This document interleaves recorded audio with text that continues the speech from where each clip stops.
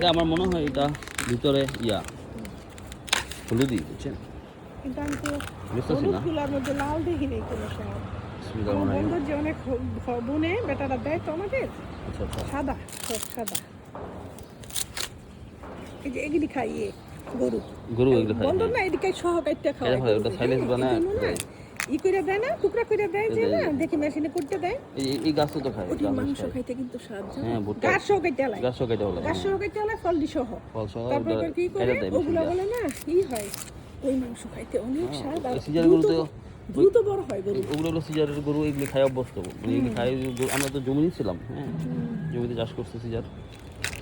মাশাআল্লাহ, আমি তো আলহামদুলিল্লাহ। কি ওই যে শুনছিলাম কি হুম। ভুট্টা বললে বলে ই হয় না, ফসল হয় না, অনেকে কিন্তু বলে। যে আমগো বন্দরে তো দেখলাম ফেরা ভুট্টা বললে জমি আরো ভালো থাকে, কারণ কি জমিটা এক সমান থাকে, হ্যাঁ।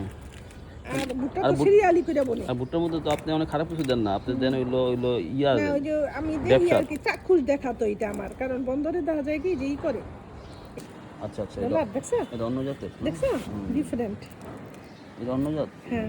ও শুনতাও তো সুন্দরই পাওয়া যায়। হ্যাঁ আলহামদুলিল্লাহ, আলহামদুলিল্লাহ, আমার দুইটা ভুট্টা আলহামদুলিল্লাহ, শিখছে, আলহামদুলিল্লাহ। দেখতে সুন্দর আছে।